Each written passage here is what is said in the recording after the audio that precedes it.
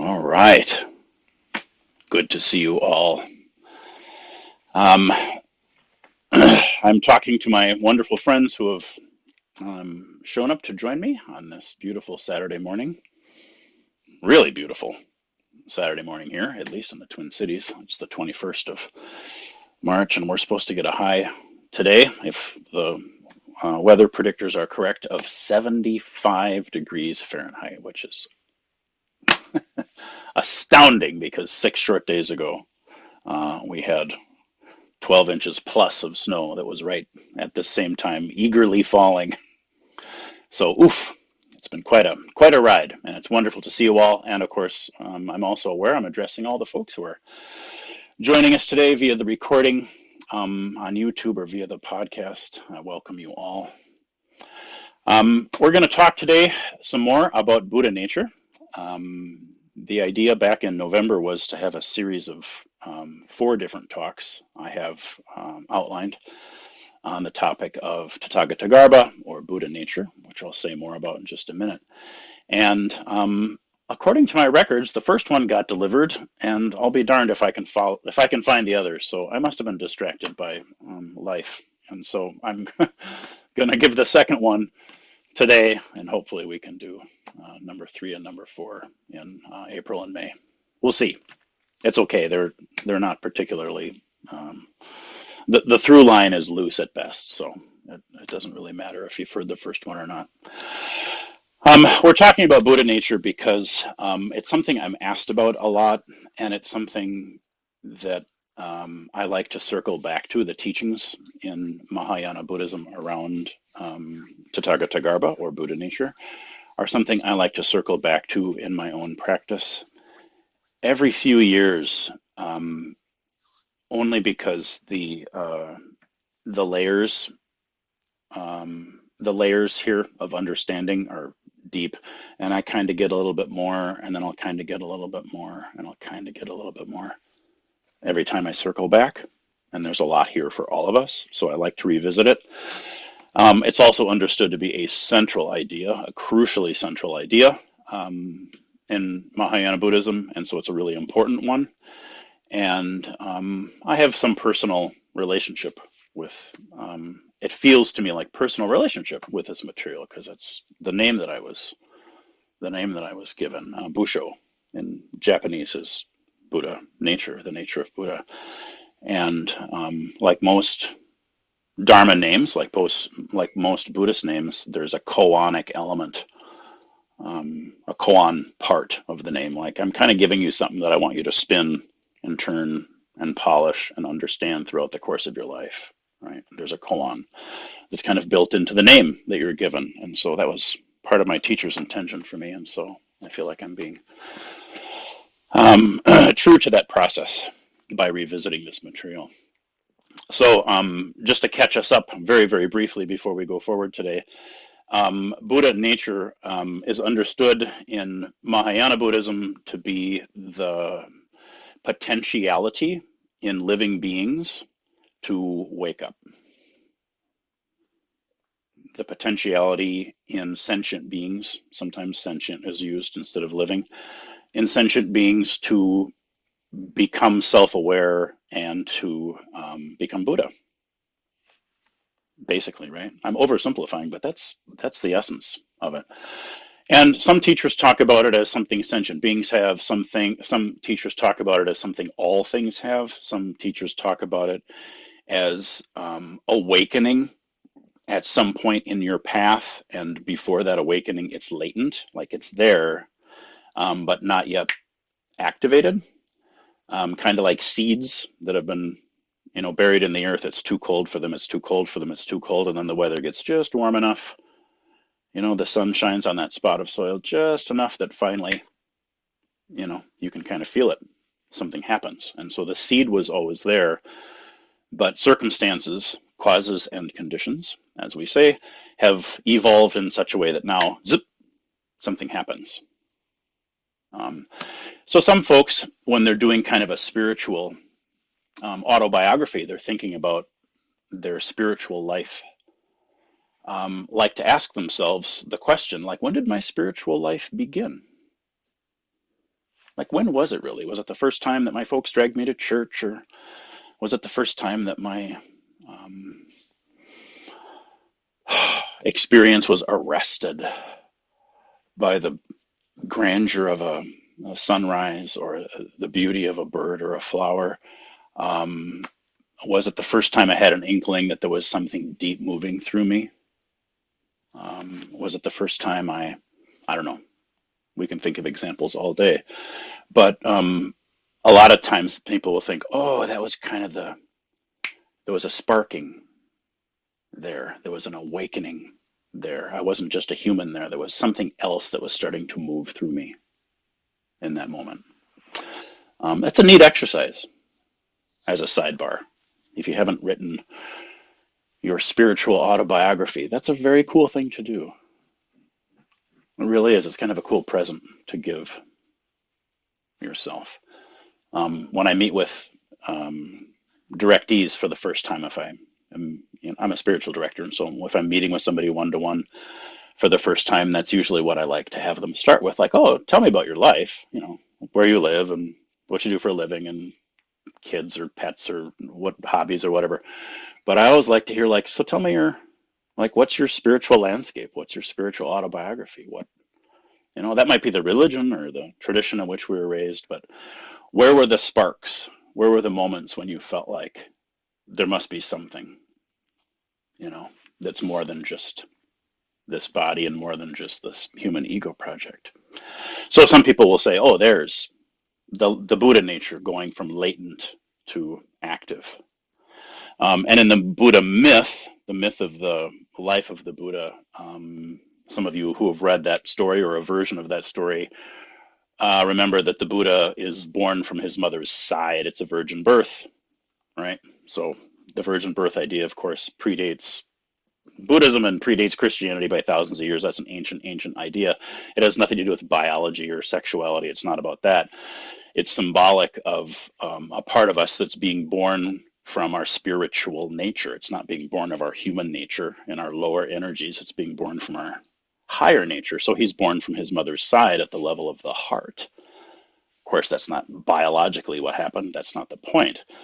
The idea is the Buddha, which is a symbolic being, right, is at the level of the heart. The heart is when humanity, the heart center, symbolically, is where humanity becomes something more than just food and survival and reproduction and power, our animal nature, right? Animals have all that stuff. But there's something else that starts to happen in the human animal at the level of the heart. Something else starts to happen. Compassion starts to happen there. Wisdom starts to happen. So the Buddha nature is born. So some teachers will say it's a functioning Buddha nature or a potentiality that's unique to humans. It might be latent in other creatures, but it can only come to fruition in humans. I don't know. I've heard it talked about many different times. One of the ways it's talked about from our friend Thich Nhat Hanh, who is gone but not gone, is he says anything that can help you wake up has Buddha nature. That's an interesting definition, isn't it?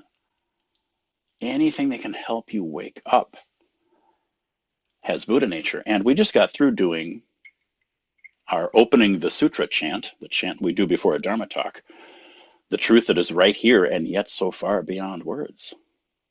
Right? That chant reminds us it's everything all the time. Right? When you're paying attention, your teacup can help wake you up. So I guess by extension, according to our friend Thich Nhat Hanh, that has Buddha nature. So can you feel again, this is just the nature of the quality of the attention that we pay to our life. Right? When I'm paying attention to my life from the level of the heart, or my large nature, my big mind, original mind nature, I see nothing but awakeness. Right? And when I'm asleep, which I often am, seeing things through my ego consciousness, my kind of autopilot consciousness, then things appear kind of pretty mundane, and teacups are teacups and not much else, right? Thich Nhat Hanh goes on to say, when I am alone and a bird calls me, I return to myself. I breathe and I smile. And sometimes it calls me once more. I smile and I say to the bird, I hear already. Like I already hear. Isn't that cool? So it's a very simple little example that he gives, which is very like him. And we get curious, don't we, about is that Thich Nhat Hanh's Buddha nature? He's giving it to the bird for waking him up by doing its caw or its call. It gives birth to him. Um, it gives birth in him the smile and the return to the breath. But can you kind of feel how all that dynamic interaction is an awakening moment? And it becomes difficult to say it's this piece or this piece. It becomes difficult to say what causality looks like there, what caused what. And so we can just say, yeah, all phenomena, all phenomena is in some way connected to the potentiality for awakening. And I like that. I like that version of Buddha nature. It's everything, that nature intends it, right? Because the spiritual path that Buddhism offers, and certainly Zen offers, isn't one that is disconnected from our earthly nature. We are still born from our mother. There's still ashes to ashes there, right? There's still mud from mud there. But understanding there is a seed, there is a possibility, there's a potentiality, a capacity in us that seems unique and seems incredibly precious. Our potential to see, to feel, our potential for compassion, our potential for wisdom. Yeah, it's part of nature. We're not separate from all of it. And yet, as a two-legged, we can feel, we can understand why when we tell the Buddha myth and when we give ourselves Buddha images, we do them in human form primarily, right? Not always. Sometimes in the old stories, Buddha shows up in all sorts of different forms, and bodhisattvas can show up in all sorts of different forms. But it's a way of honoring the container into which we are born.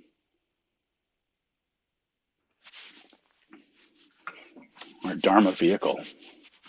This is Buddha vehicle, So the short poem I'm going to offer this week is from my teacher. My teacher gave me 4 poems relating to Buddha nature over the course of some of the years that I worked there with him. Tim Burkett, this is. And the first time around, I talked briefly about the poem Winter Darkness, No Trace of Moon, Buddha Nature Shines Forth. That was the first poem that we talked about a few months ago. Winter Darkness, No Trace of Moon, Buddha Nature Shines Forth. And we talked about the moon being a metaphor for enlightenment. And even in the absence of moon, which he immediately took away in his poem, he's still asserting the shining nature of Buddha. Wow, right? So today's short poem I got probably about 12 years ago, I'm thinking, if my math is right. This one is also very short, and it goes like this. One mistake after another. One somersault after another. Whole being Buddha nature. That's it. I'll give it to you again. One mistake after another. One somersault after another. Whole being Buddha nature. He talked to me a little bit about it and what he was thinking about, and the time in which he gave me this poem was shortly after the conclusion of my formal period of training, right?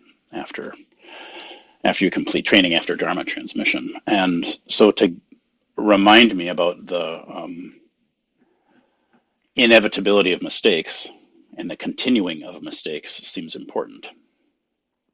But a story in particular he was thinking about was one of his memories from being at the monastery with Suzuki Roshi, Shunryu Suzuki, his first teacher.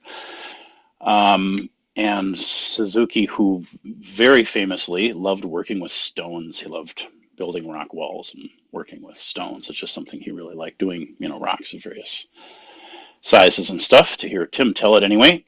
And he was working on a hillside with some stones once and was walking down the hill, tripped, and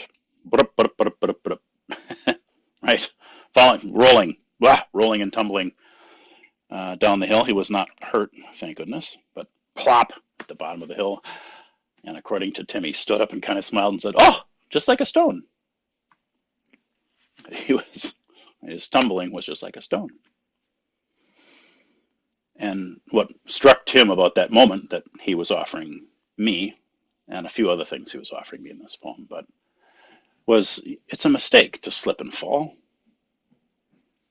And the difference between the tumbling and a somersault. You can sometimes find a difference and sometimes you can't.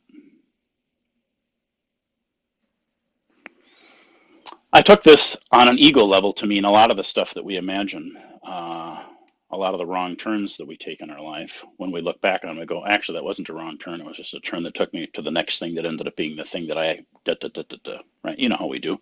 We just rewrite our narrative. That's cool. That's perfectly cool. I think the teaching works really well that way. You can't really tell the difference between a mistake and a somersault, really. There's just this tumbling, and at some point you participate in the tumbling. The only thing that makes it a mistake would be to fight the tumble, right? But when you join it and you become part of it, oh, now it's play, right?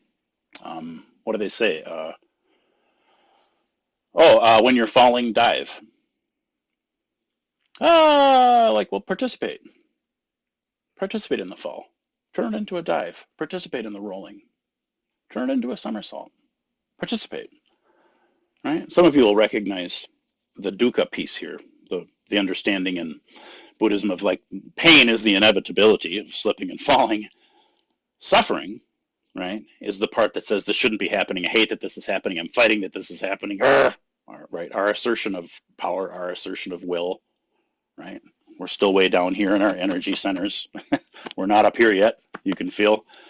And all we need to do is just, oh yes, I'm joining with this as it is happening. Right? If I'm falling, dive. If I'm rolling, do somersaults. I think there's also probably a deeper invitation to his poem.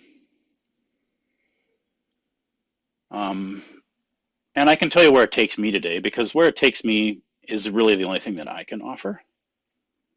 Where it takes you is much more important. So I'll share with you what I've got, but whenever anybody's talking about Dharma, and they're using fragments from scripture, poetry, koans, metaphors, parts of the myth, they're always intended to be direct messages to you.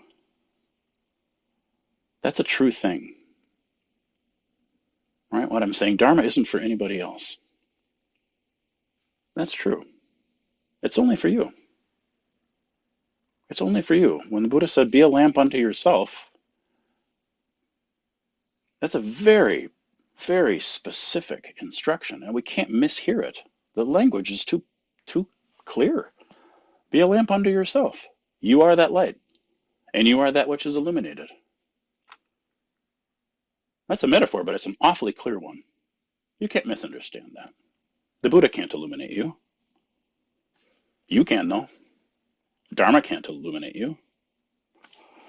Right? Busho's teacher's poems can't illuminate you, but you can. You can. And if those things are catalysts, if they help, if they shake something or move something, wonderful. Great, that's what they're there to do. Those are catalysts, right? They're activators. But they aren't the light. You are that. Wow. Can you feel now the intention of that chant that we do? Oh my God, the truth is right here. It's beyond words, but it's my responsibility to see it. This is me. Right? This is Thich Nhat Hanh responding to the crow out the window, or me responding to the teacup. It's right? Wow, this is the potentiality that lives in you, anything that nurtures those seeds. So that poem is for you as much as it's for me. That's important, because as soon as the myth Any myth, but especially the myth of the Buddha, becomes about somebody else at another time, number one, I've committed the first central crime of myth, which is to place it in history, to place it in space, to place it in time. Now I've killed it because there's no more metaphor. And now it's about somebody else in some other time and some other place. I just killed it because it's supposed to be about me. It's supposed to be about you.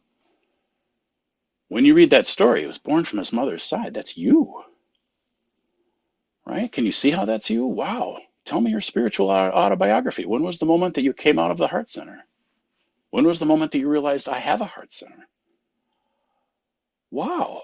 Did it happen as a result of a mistake? Were you tumbling? Did it happen as a result of a somersault? Were you playing? Does it matter? Is there a difference? Hmm. Wow. The importance of Tathagata Garbha, which is the Sanskrit word I promised I'd explain, I did last time. Tathagata is Buddha, roughly speaking. It means thus come, thus gone. Buddha, the awakening nature, Tathagata in Sanskrit. Garbha is seed or womb, something that has generative potential, right? Tathagata Garbha, Buddha seed, Buddha womb, the place from which Buddha would arise, right? The nature, this is the thing that will give rise to, right? And it's in everybody, it is everybody. It's sometimes said everybody has Buddha nature. It's also sometimes said, especially in later Buddhism, everybody is that. It isn't actually something you have, because that sounds like you are something and there's a quality, as opposed to, no, no, no, you are that. That switches ever so slightly the frame of reference. So this was like Teilhard de Chardin in the Christian tradition saying, we aren't human beings who have spiritual potential or spiritual experience. We're spiritual beings that have human experience. Can you feel the switching? It's exactly the same thing. You have Buddha nature. You are Buddha nature. One of those is a mark you can't possibly miss. You might ignore it your whole life. You might never, ever, ever, ever follow a spiritual impulse. You might lead a life that's fast asleep your whole life. Yep, happens a lot. In fact, it happens most times. Correct. But that doesn't mean it's still not there, and it doesn't mean it's not actually your truest nature, because that's true, right? So, last little quote here, and then I got to go, because I promised myself 25 minutes. Another short poem. This is not the Buddha nature poem, but I do think it works, because it ties in with what's a mistake and what's a somersault. In the moment, I can feel shame when I do somersaults. I have self-criticism when I tumble, when I make mistakes. I have shame. I have self-criticism. It's hard for me to imagine that being Buddha nature. I want to know the difference between what I'm doing right and what I'm doing wrong. I want to be able to feel the difference between play and mistakes. Can you feel the part of us that judges? Yeah, that's very much my human nature, of course. And so this short poem, snow piles on top of snow. Mistake after mistake. Continuing practice forever. That's one of my favorites. I wish I could tell you who wrote it. I don't know. Snow piles on top of snow. Mistake after mistake. Continuing practice forever. Wow. Wow. Can you feel how the nature of the mistake is changed? Can you feel like there's a texture that changes when we end with continuing practice forever? There's something really important happening there. I'm reluctant to say too much about it because my sense is it might speak to you in a personal way that I don't want to get in the way of. But when I was sewing robes at this time, because I had finished sewing robes at this time when I was given this, and I'll end with this. Tomoe Katagiri was still sewing with us back then. Katagiri's widow, she outlived him. In fact, she's still alive. I think she's 95.